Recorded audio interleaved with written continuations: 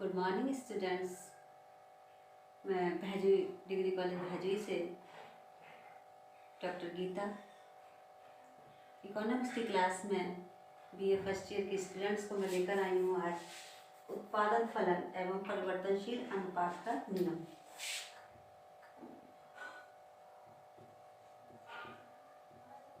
उत्पादन फलन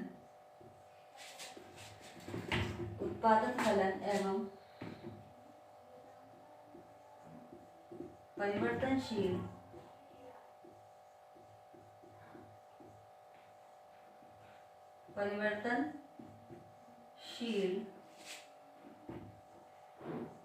अनुपात का नियम।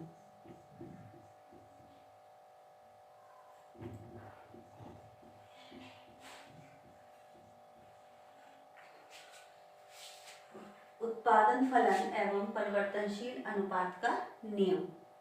स्टूडेंट्स, उत्पादन फलन क्या होता है?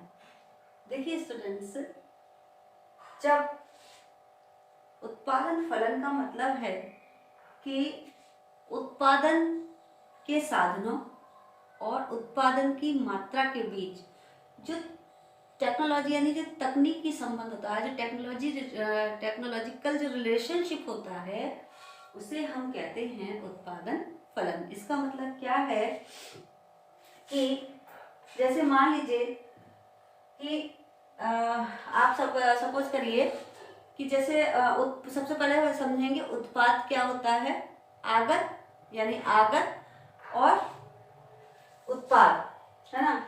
तो देखिए दो चीज होती है, जो टेक्निकल लैंग्वेज होती है उसमें देखिए प्रदा, एक होता है प्रदा, है ना। प्रदा का मतलब क्या होता है? आउटपुट, इंग्लिश में बोलते हैं आउटपुट। एक होता है आधा, आधा का मतलब इनपुट। पहले हम इस चीज को समझ लें बेटे कि ये दो शब्द क्या है। इस उत्पादन फलन में हमें इन दो शब्दों को समझना बहुत जरूरी है। प्रदा आउटपुट, है ना, और आधा इनपुट। ओके स्टूडेंट्स, तो यहाँ पर इसका मतलब क्या है कि देखिए कोई भी उत्पादन होता है तो वो उत्पत्ति के साधनों के द्वारा ही होता है ना। तो जब उत्पत्ति के साधनों के द्वारा होता है तो इसका मतलब क्या है? देखिए अब हम जिस चीज़ का हम उत्पादन कर रहे हैं तो उस चीज़ के लिए मान लीजिए जो कच्चे रॉ मटेरियल है ना, हम उसमें क्या लगाएंगे? भूमि लगाएंगे, श्रम लगाएंगे, पूंजी लगाएंगे, रॉ मटेरियल लगाएंगे। तो ये सब चीज़ें क्या है? इनपुट है। क्या है ये सारी चीजें जो साधन है हम जो लगा रहे हो क्या है? इनपुट, है ना। और प्रदा क्या है? यानी इन साधनों के सहयोग से जो उत्पादन होगा वो क्या होगा? आउटपुट होगा। वो क्या होगा? हमारा आउटपुट होगा। ओके स्टूडेंट्स, तो कहने का मतलब ये है कि इनकी भौतिक मात्रा, है ना, इनपुट यानी साधनों की भौतिक मात्रा, ये क्या है? हमारे साधन। तो साधनों की भौतिक मात्रा, है ना, और किसकी भौतिक मात्रा? साधनों की भौतिक मात्रा और उत्पादन की भौतिक मात्रा।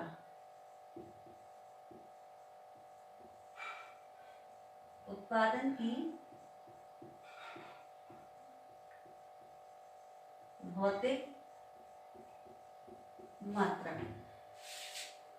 साधनों की भौतिक मात्रा और उत्पादन की भौतिक मात्रा के बीच जो तकनीकी संबंध है उसी को हम उत्पादन फलन कहते हैं। उसी को उत्पादन फलन कहते हैं। ओके स्टूडेंट्स, अब देखिए मैं एक एग्जांपल के तौर पर मान लीजिए कि आटा बनाने वाली चक्की है ना। तो उसमें हम जो गेहूं डालते हैं वो क्या हुआ? आपका इनपुट, है ना। और जो गेहूं से जो आटा बनकर बाहर आता है वो क्या है? आपका आउटपुट। तो इसका मतलब ये है कि इन दोनों की भौतिक मात्रा, जो उत्पादन और यानी आउटपुट और इनपुट के भौतिक रिलेशनशिप को बताती है, यानी इनके टेक्नोलॉजिकल जो रिलेशनशिप को बताती है वो है भौतिक उत्पादन। देखिए स्टूडेंट्स, यहाँ पर हम एक परिभाषा देखेंगे लिप्सिक तथा स्टीनर की।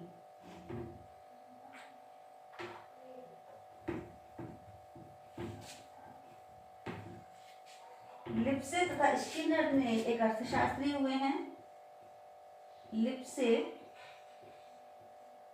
तथा स्टीनर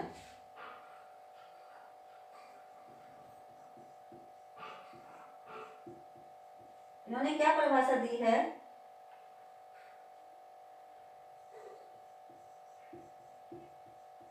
उत्पत्ति साधनों तथा उत्पत्ति मात्रा के बीच, उत्पत्ति साधनों तथा उत्पत्ति मात्रा के बीच तकनीकी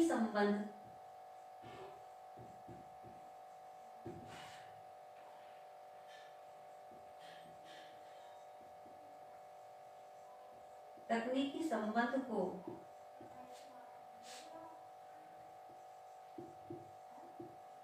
उत्पादन फलन कहते हैं।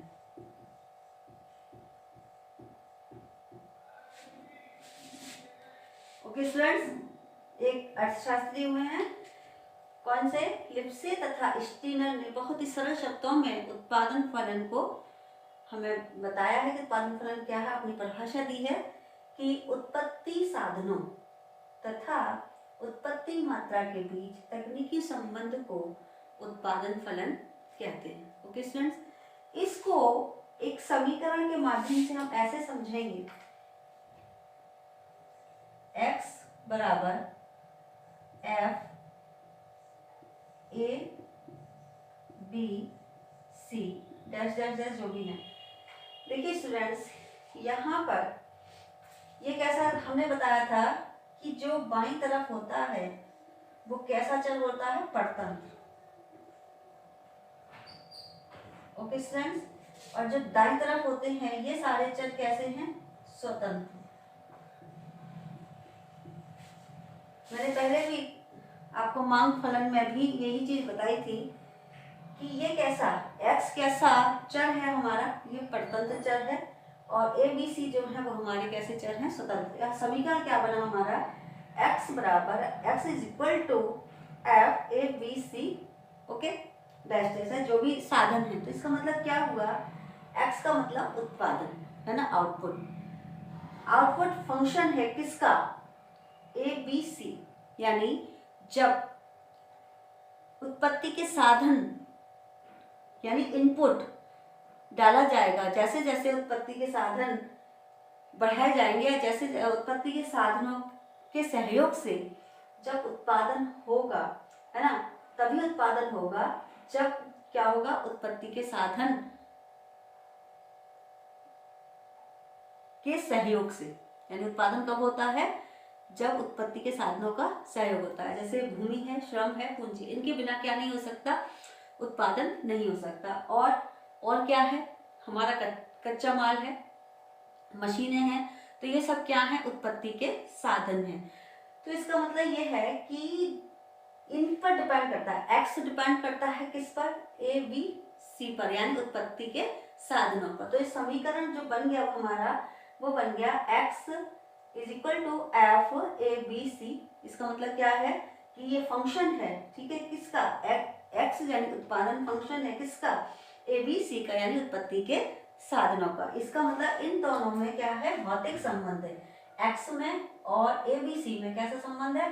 भौतिक संबंध है। ओके स्टूडेंट्स, तो इसका ये समीकरण है। तो यहाँ इसका मतलब क्या हुआ कि एक्स अपने आप में नहीं बदलता है ना, एक्स कभी नहीं हो सकता, यानी एक्स परतंत्र है। इनके बदलने से ही एक्स बदलेगा, यानी जब इनकी मात्रा को बढ़ाया जाएगा तभी एक्स की मात्रा क्या होगी? बढ़ेगी, और इनकी मात्रा को कम किया जाएगा तभी एक्स की मात्रा कम होगी। इसीलिए ये कैसा चर बोला जाता है, इसीलिए ये परतंत्र चर बोला जाता है और ये स्वतंत्र चर बोले जाते हैं। स्वतंत्र चर का मतलब ये जो स्वतंत्र हैं, है ना, इनकी मात्रा घटने बढ़ने पर ही x की मात्रा घटेगी या x की मात्रा बढ़ेगी। इसीलिए ये x जो है हमारा परतंत्र चर है और ये सारे हमारे स्वतंत्र चर हैं। अब स्टूडेंट्स, उत्पादन फलन की मान्यता, यानी हम कोई भी विश्लेषण या कोई भी सिद्धांत पढ़ते हैं तो उसकी कुछ मान्यताएं होती हैं। तो यहाँ पर भी उत्पादन फलन की कुछ मान्यताएं हैं। वो मान्यताएं क्या हैं हम देख लेते हैं।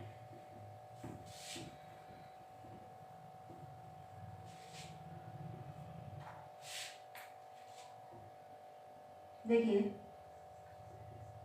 मान्यताएं,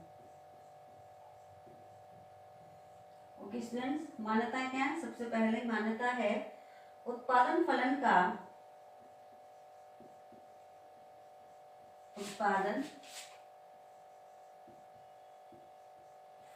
का एक निश्चित समयावधि एक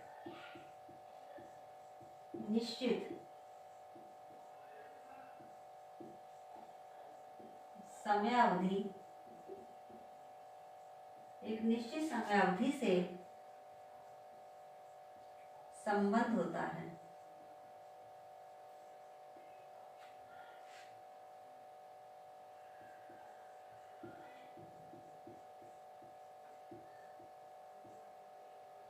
ओके स्टूडेंट्स, नंबर 2,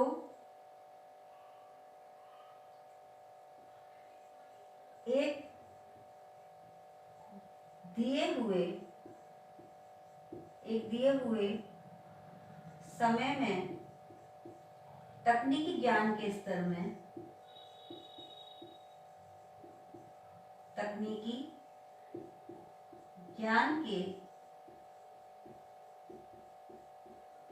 में कोई परिवर्तन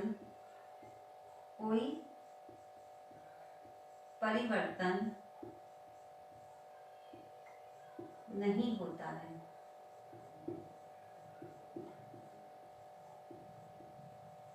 ओके स्टूडेंट्स, नंबर 3, फर्मों द्वारा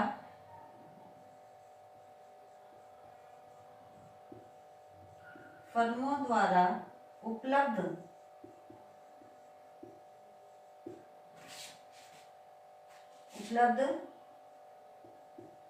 विकल्पों में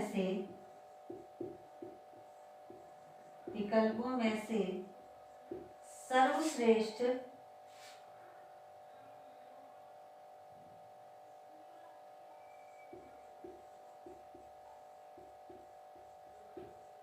सर्वश्रेष्ठ तकनीक का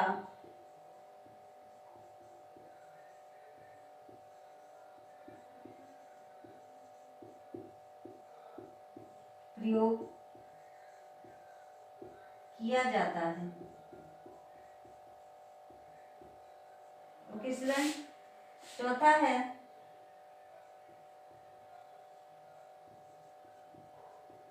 उत्पादन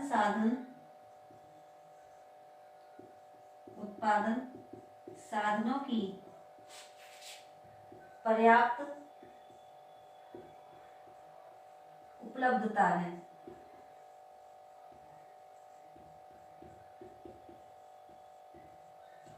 ओके स्टूडेंट,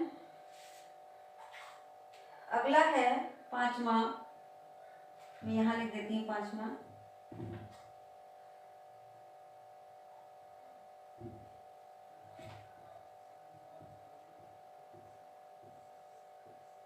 उत्पादन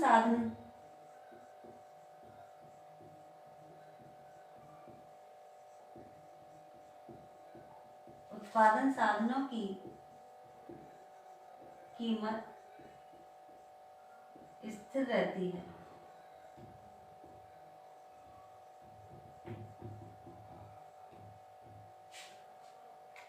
देखिए स्टूडेंट्स, सबसे पहला है उत्पादन फलन का एक निश्चित समयावधि से संबंध होता है।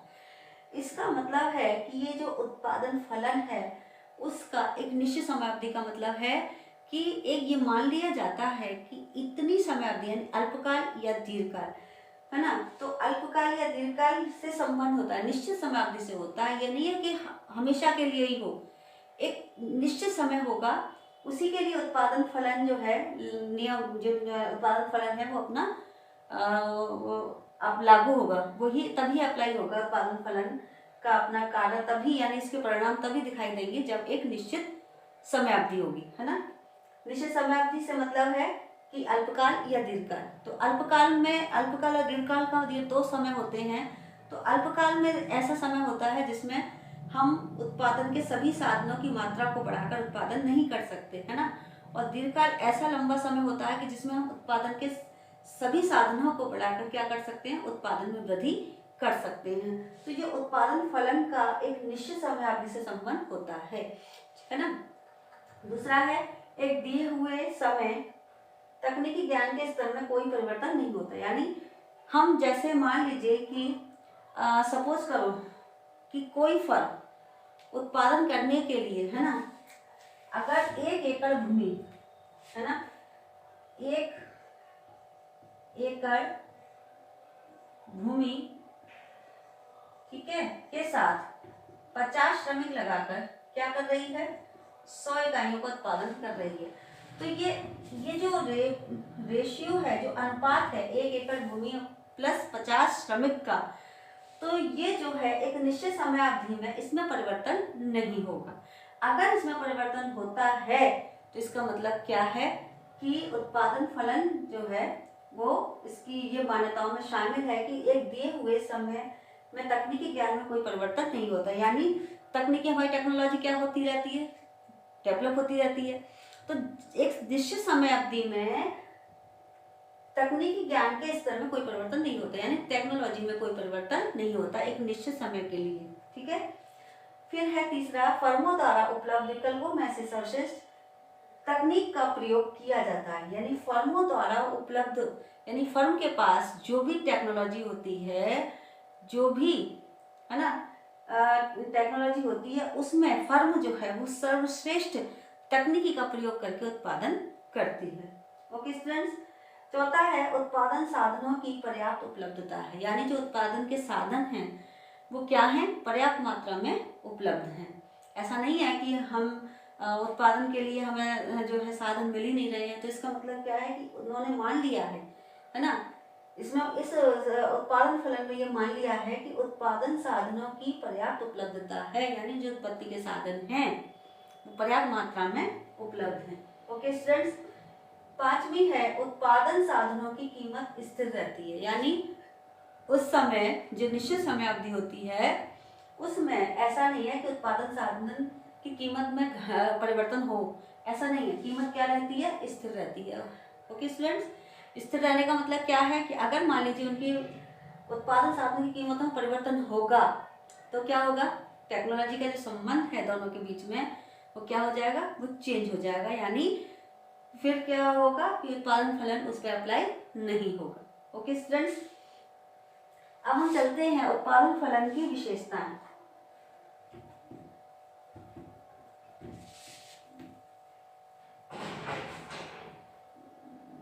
उत्पादन फलन की विशेषताएं।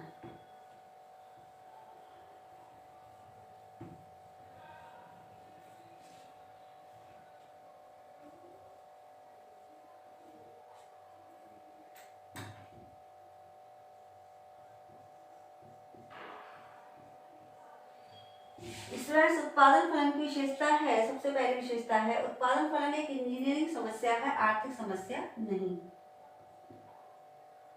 उत्पादन फलन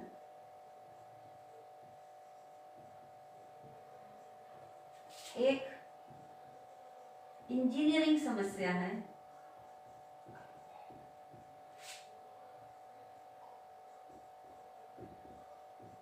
एक इंजीनियरिंग समस्या है, आर्थिक समस्या नहीं।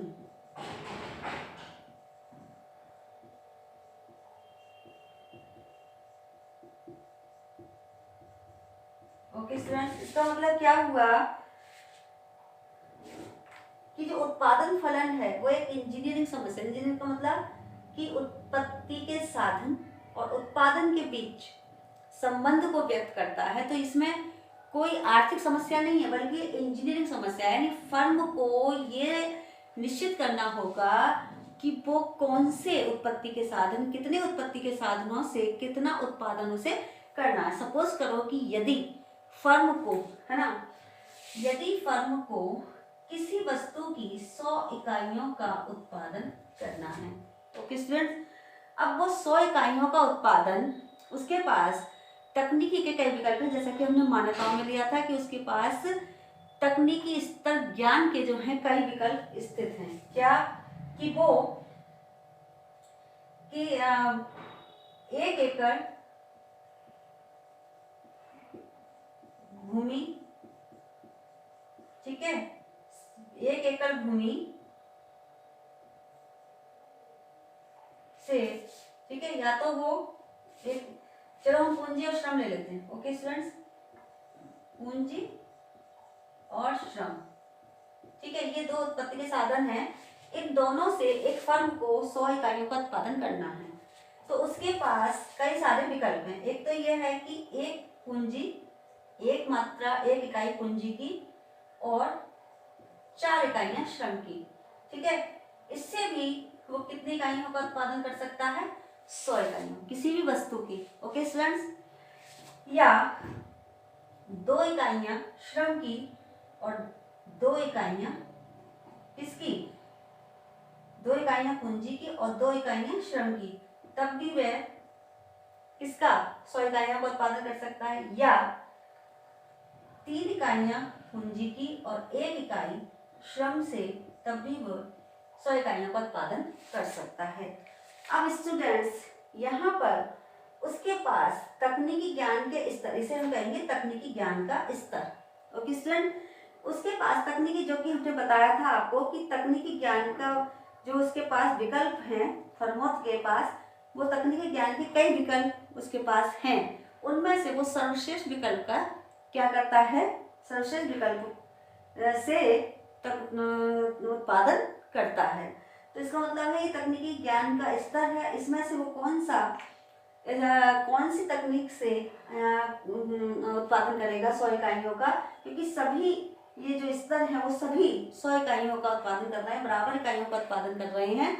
तो एक फर्म कौन सी तकनीकी का प्रयोग करके 100 इकाइयों का उत्पादन करेगी, यानी अधिकतम इकाइयों का उत्पादन करेगी, ये एक उत्पादन फलन, ये एक इंजीनियरिंग समस्या है, आर्थिक समस्या नहीं है, ओके स्टूडेंट्स। दूसरी है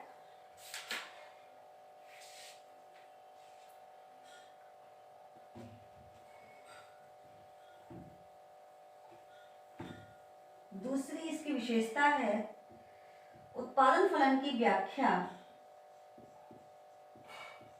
उत्पादन फलन की व्याख्या एक निश्चित समय अवधि में, एक निश्चित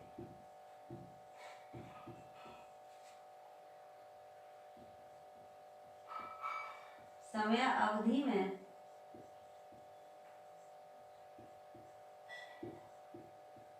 की जाती है।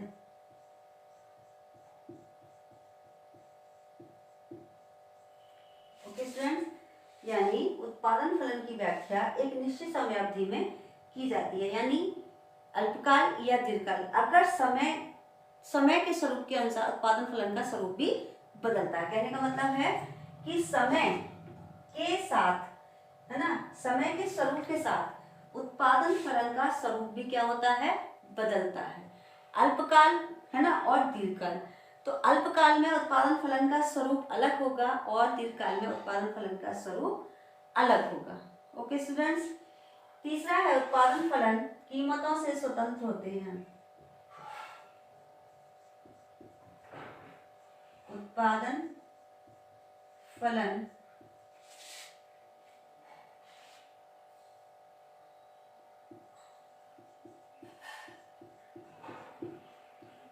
कीमतों से स्वतंत्र होते हैं।